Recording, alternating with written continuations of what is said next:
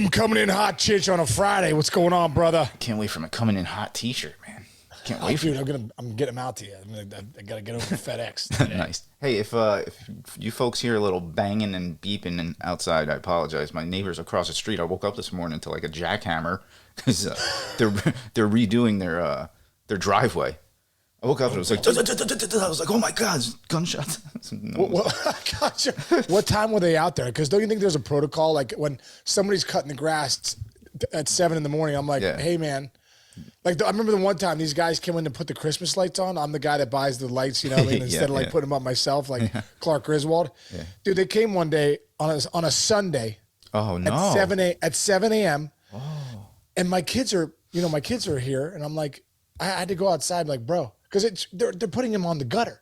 Yeah, no, and it's like, outside, I go, bro, I go, hey, just check and see what's going on here. He's like, well, we're gonna go to the Steeler game today. We're trying to get our houses done. I go, well, no way. I got my kids here. Everyone's sleeping. You know, he's like, you gotta leave. You actually have to leave. Terrible. It's too early. One year, my gardener showed up on Thanksgiving morning. Come on. I swear. Jess was like, and I think it was, and we were hosting, you know, so she's like, oh my God, got a so turkey much stress, in the oven and shit. It was like terrible. And then, there was one other. Oh, the worst was when I worked at MLB Network and I did the overnight show. You know, there are rules that you can't like do loud noises before like 8 a.m., but it doesn't matter. Right. 8:05 a.m. I would go to sleep at 4 o'clock in the morning and wake up to freaking some blowhard freaking doing that stuff. Anyway, I digress. So, a couple really good ones here. First of all, we got to give I'll do the cheers here to Freddie Freeman. Just the applause. What does he got here? He's... Dude, he got to the 300 homer and 1,000 RBI club, right? Yep. There's only a handful of guys that currently have done it. Let's do this for his career, right? Oh, dude, he's sitting at 299. He's sitting at 299, but he's got 300 dingers. He's got 1,068 RBIs. Snuck in 72 stolen bases so far in his career. 428 doubles. So, first question. 428 doubles. Do you know how hard that is? I got the 300. I'm a little over 300 doubles, and when I got the 300, I'm like, wow. Wow, it's right. That's a lot of doubles. Career on base percentage, 386. Yeah, that's pretty legit too. So let me ask you the first question I'm going to ask you, and then you can go on your rant about how awesome this guy is. Yeah. Is he a Hall of Famer right now if he retired? Ooh, that's you know what, Chinch? I mean, do you agree with me that the criteria for Hall of Famers is changing? You know what I mean? It's not the 500 homers, it's not the 3,000 hits anymore. It can't, because I don't think guys are going to play as long with the money that they're making nowadays, especially the superstar players. Right. Freddie Freeman needs a couple more, because when I look at Joey Votto, I'm like, is Joey Votto, is he a Hall of Famer right now? I think he's got. Question. Look at his numbers, could you? I think I want to say Votto's got 350 homers maybe, and he's got a on base of 390 something probably, and here you go. He's got 342 homers. He's got 1,106 RBIs. He's in that exclusive club. Most walks of anybody in Major League Baseball who is active. Okay. He's got a career 412 on base percentage, career 297 hitter right now. Man, his numbers last 1, 2, 3, 4 years, 261, 226, 266, and he's hitting 205 this year. That's dropped. He must have dropped. Yeah, well, he's going to be out for the year, I think, with that injury. But right. Do you think Votto's a Hall of Famer? I mean, I'd say over a 10-year period, Joe Votto is one of the best players in baseball in this generation. I would say Votto is a Hall of Famer. Okay. So going off those numbers, Freddie Freeman needs 2 more good years, and he's a Hall of Famer, I think. Yeah, it's tough too. First base, man. The numbers of the greatest first baseman of all time are astronomical. They're some of the greatest players ever. There's no doubt. Do me a favor, bro. I know we're going down this rabbit hole. You got to pull up Lance Berkman's numbers too, because now I'm like, because like I always say, when you're a player and you play, I played 12 years in the big league, so I saw guys for a long period of time. Lance Berkman, to me, is a drop, hands down, Hall of Famer. What are his numbers if we're talking about Votto and Freeman? Yeah. Okay. So he's got 366 homers, 1,234 ribbies. Go ahead. And he's a switch hitter. Don't forget he's a switch hitter. Switch hitter. How about 422 doubles? Switch hitter, you're correct. Career 293 average. He played from age 23 to age 37, and he kept that average up there. That's a big deal. That's not compiling. That's keeping. Right. Yeah. In 2011. Won the championship in 2011 with the Cardinals. Yeah, hitting 301 with 31 and 94 at age 35 season. And came up so clutch in that World Series in Game 6. He, tied it up and six-time All-Star. So there you go. Interesting. So here's the comp: Freddie Freeman, Joey Votto, Lance Berkman. I'm telling you, I played against Lance Berkman. This guy was an absolute savage. He was as clutch as they come. He hit tons of homers every year, drove in a ton of runs, played center field, first base. He was a switch hitter. Dude, to me, he's a Hall of Famer. So the fact that Lance is not in and Votto and Freeman's numbers aren't as good as Lance's, I don't know, man. I don't know. I'm confused. It's tough. The only thing Freeman and Votto have over Lance is that they both have won an MVP. Lance closest MVP. He finished third one year, finished fifth another year, finished seventh another year, wait, hold on. He finished. Who did he lose to in those MVP years, bro? Let's do this. Okay, yeah. Because this is a guy that 100% was living off hot dogs and hamburgers. Yeah. Okay. You know what I mean? Ichiro. There's no PEDs with him. He finished behind Ichiro one year when Ichiro only had 242 hits, which is an MLB record. Then how about 2002? See, this is where it gets interesting because this is where I think you can't count the MVP for guys like those because Miguel Tejada won it that year. Miguel Tejada was a roid guy. Right? No, but when he was with the Astros. Oh, sorry. Wait, hold on. Who was the NL MVP? Oh, duh. Look at me. I'm so stupid. I'm reading off the ALs. No, but you're right. The Astros are okay. So yeah, Barry Bonds, Albert Pujols, Lance Berkman finished third one year. So it went Bonds, Pujols, Berkman. Yeah. Okay. Yeah. Let's go to the next one. In 2006, when he finished third behind Ryan Howard, who hit 58 homers and had 149 RBIs, and Albert Pujols, who had a 1.102 OPS and an 8.5 WAR. So. Yeah, so you can't use those numbers against it. You can't use really any numbers against Lance Berkman. His numbers are amazing.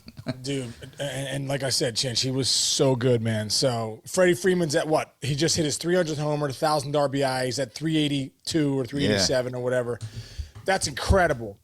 Yeah. But I must say, you need more. The fact that Lance Berkman's not in bothers me. Mm-hmm. What about Mattingly's numbers? Let's do that. We might as well just keep this going. This is fun. Yeah. Yeah, this is great.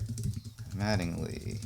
Because now we're another first baseman. Baseman. Okay. Mattingly. Okay. See, this is where all left-handed hitting first baseman too. I love it. Yeah, this is why Mattingly was amazing. He only wound up with 222 homers, but he wound up with 1,099 RBIs. Wow. It's just his back killed him. However, 1, 2, 3. There's like his 4-year stretch is as good as Lou Gehrig or anybody who's ever played the game. Ever. Yeah.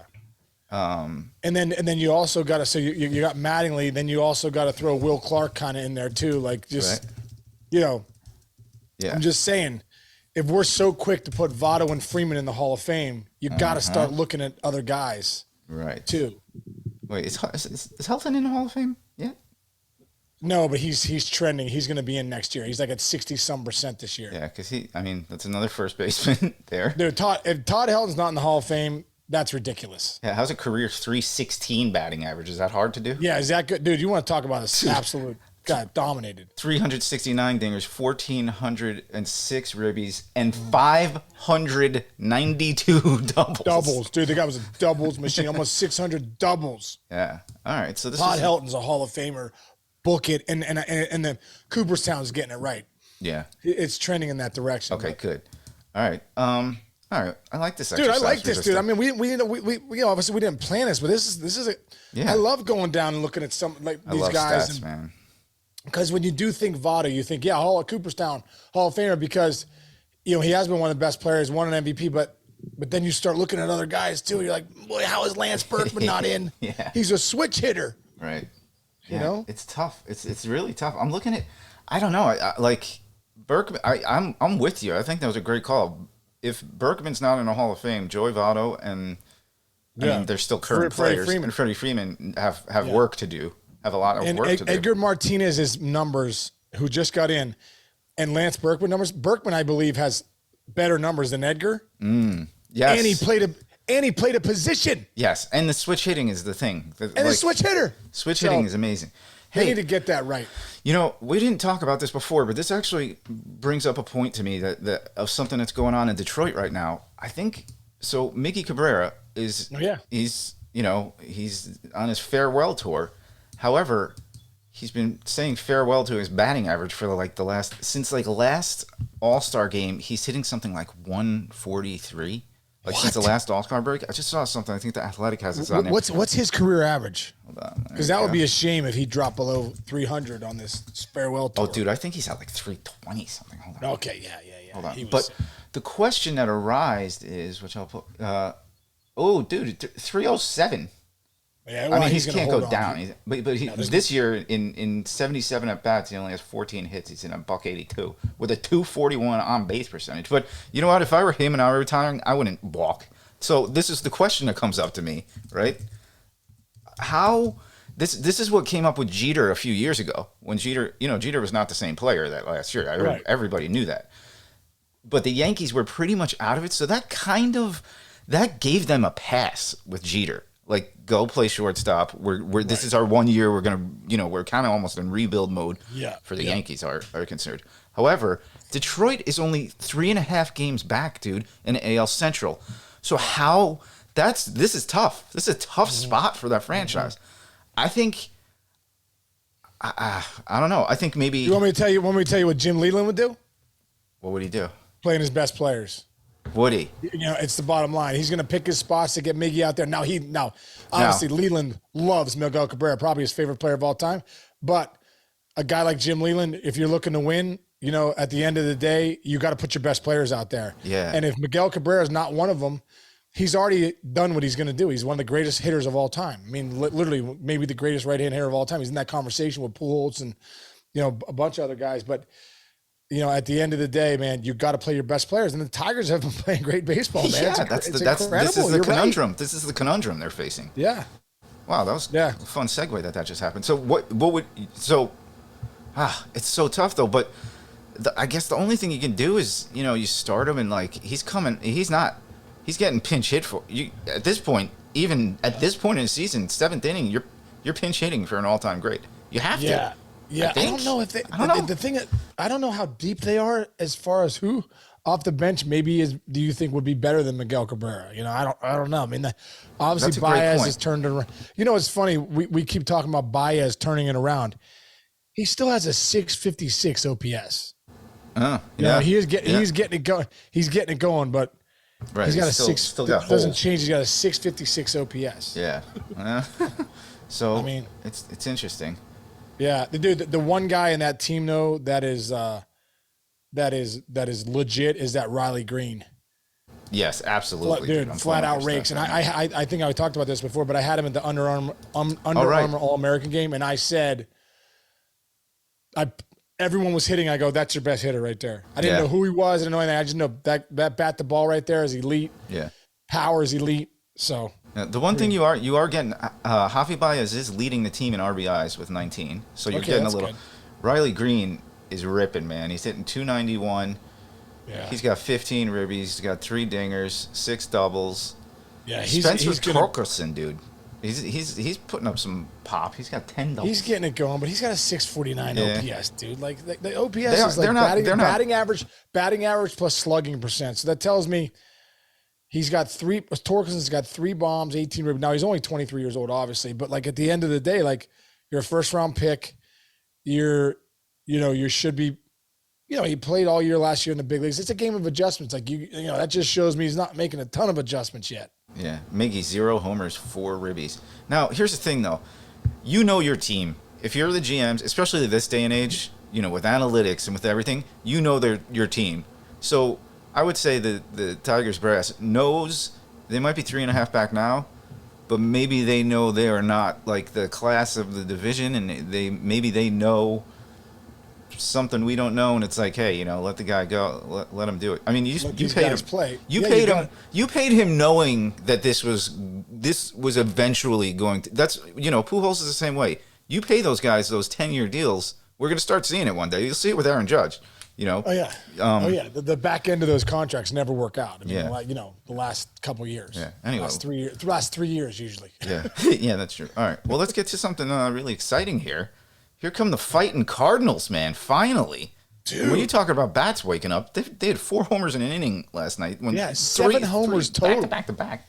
Yeah. 4 homers in an inning, 7 homers total. Yeah. What I love too, Wilson Contreras is back catching. Okay, that's good. Yes. Thanks for getting that right. Arenado's starting to rake too. That's huge. I almost feel like as he and Goldschmidt goes, that lineup goes. Yeah, I mean, forget it. And Contreras hit 2 bombs yesterday. He's starting to pick it up. He's always swung the bat well. So the Cardinals are making their move. Yeah, they've won 8 of their last 10, right? Yep. They're 19-26, and only 6 games back. At the end of the day, that's why you can't ever get too high at the beginning or too low at the beginning, because it's a 6-month season. It's a marathon. It's the toughest gauntlet in sports to run, and you got to have horses to run it, and the Cardinals do. So they're making that run, and like you talk about the Centrals, the Central and the NL and the AL aren't that strong. So that's the division to make a run in. Yeah. Is it too early in the season for me to bring up the wild card standings right now? Is it way too not early? On our show. Yeah, that's true. Who the hell's going to tell us anything different? They're only 4.5 out in the wild card.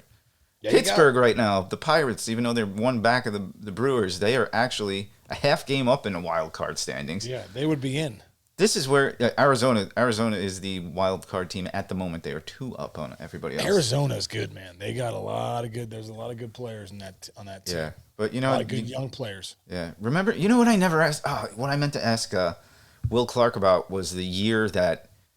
I mean, wasn't he on those Giants teams where they said, "Shit, we gotta get a wild card team in there," because they had like 101 wins, but the Dodgers had like 102 or something, and the Giants didn't make it. I think I'm remembering that correctly. I'm sure you're right. Yeah, I'm sure you're right. Yeah, but that's why the wild card's great. Let's look at the wild card standings in NL. Well, dude, the wild card gives it gives life to so many more cities and fans. They're like, let's go. Our team's actually in it in September for the second wild card. Yeah, like right now I'm looking the wild card.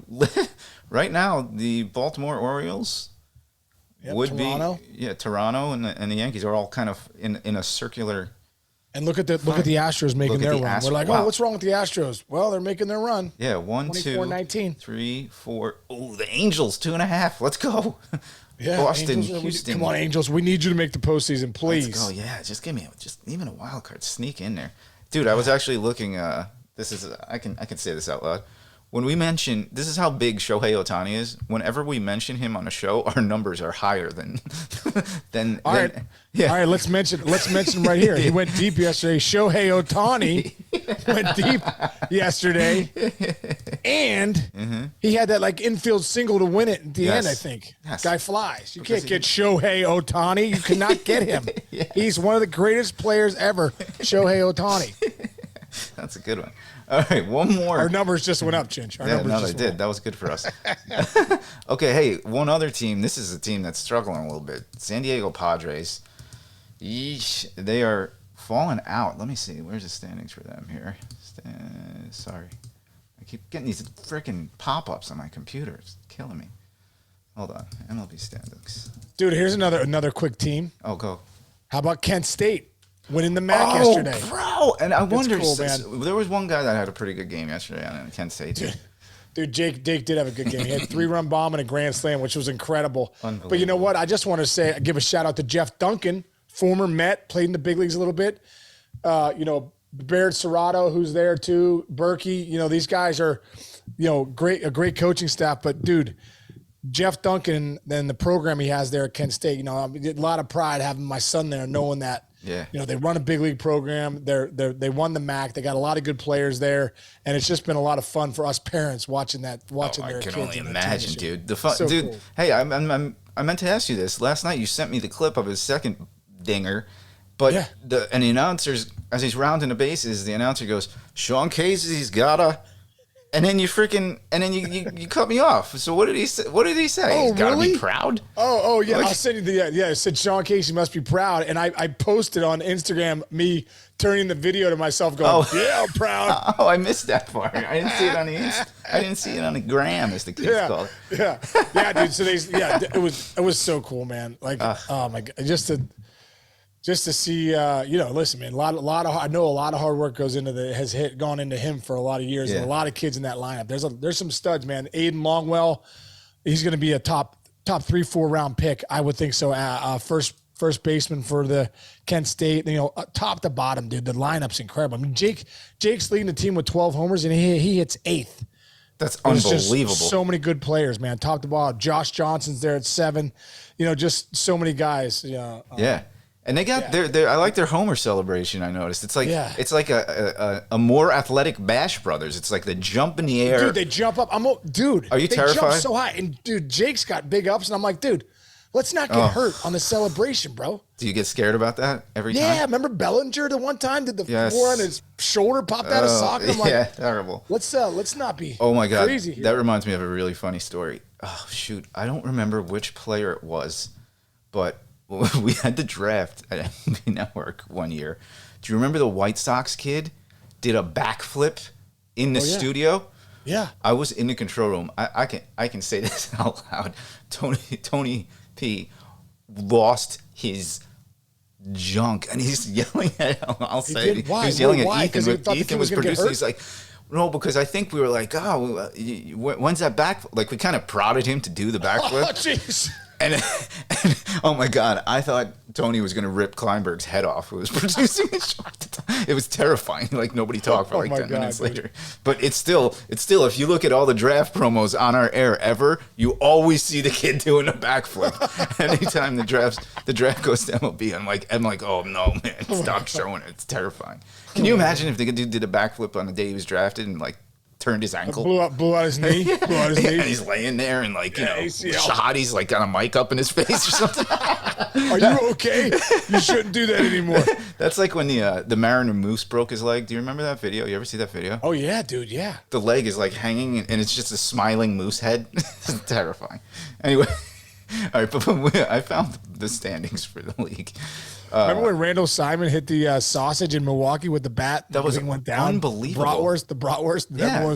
Everyone was up in arms, and Randall Simon was like, what? That was like felony assault. He hit a human being in the head with a baseball bat. Dude, I've run in those things too. They're so top heavy, Chinch. I remember you ran. Any knock on the top, it's yard sale time. Face plant. Dude, were you in the one with Harold and and Millard cheated. In Texas. Millard started running. It was like 40 yards ahead of us. Dude, the video of you guys when the helmet's off.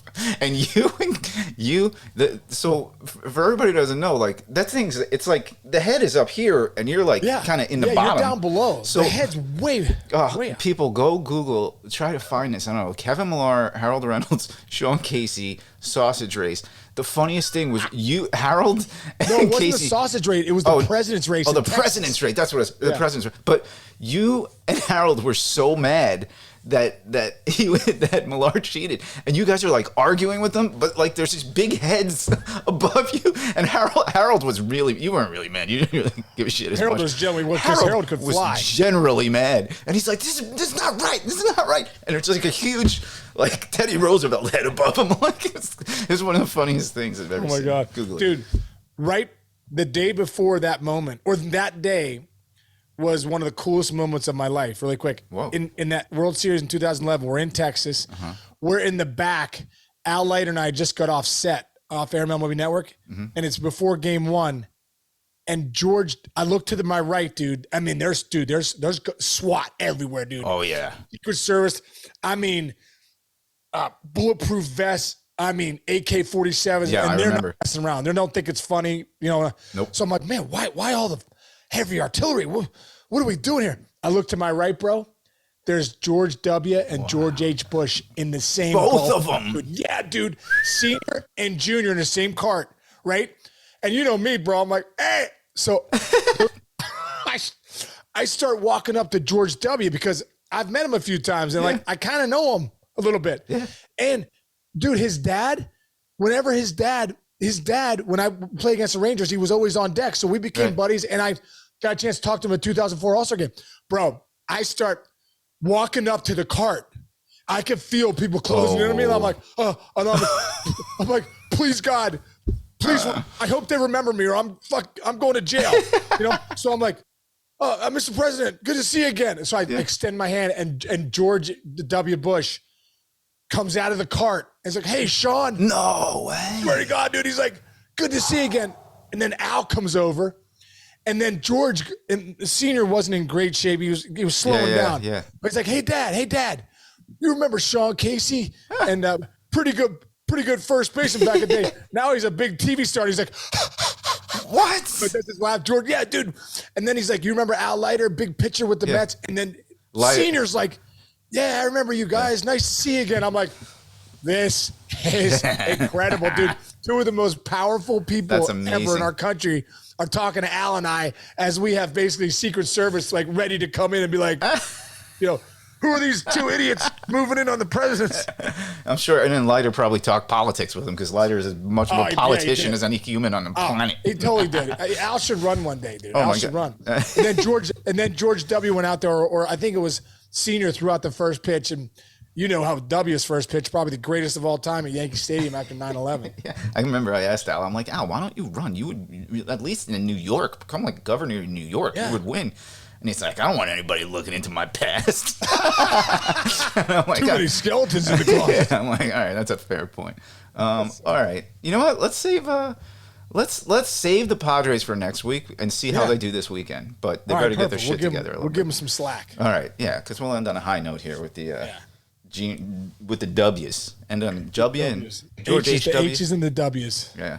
Man, still the best first pitch in the history of the world. In history of the world, dude. It will never not be the greatest first pitch in the history of the world. And dude, it was the first. I think it was one of the last. It'll be the most serious first pitch ever. Oh, no question. I mean, usually like, the mayor from Cincinnati freaking threw it 85 feet from Eric Davis. And freaking Ice Cube, or who was it? Ice-T, or 50 Cent. 50 Cent freaking hit some dude over here. Like when Bush took the mound, it wasn't funny. It wasn't. Dude, you were literally thinking. We still didn't know if people were going to keep attacking us. That was absolutely unbelievable. Dude, and then he throws like a little two-seamer right down the middle. How about that? And he had like full body armor on underneath. He had bulletproof vests and things. First of all, think about it. I said this before. I can't throw without a glove on my hand. I'll be like, Dunf. And he's got like full gear on, like riot gear underneath his outfit. Throws a strike. And we needed that strike too. Oh, dude, thank you, Mr. President, for that strike. Thank you for recognizing me so I didn't go to jail. If you were like, if he was like, all he had to say was, "Hey, arrest these two bozos," me and Al Leiter freaking probably still in jail. Nice. All right, we'll end on that note, bro. All right, Chichi. Love you, brother. Love you. Have a great good weekend. Yeah, I'll be praying for Bella, and hopefully she does better. Thanks, bro. All right. All right, bro. Love you, man. Have a great weekend. Everybody out there, have a great weekend. Thanks for listening. See you next week.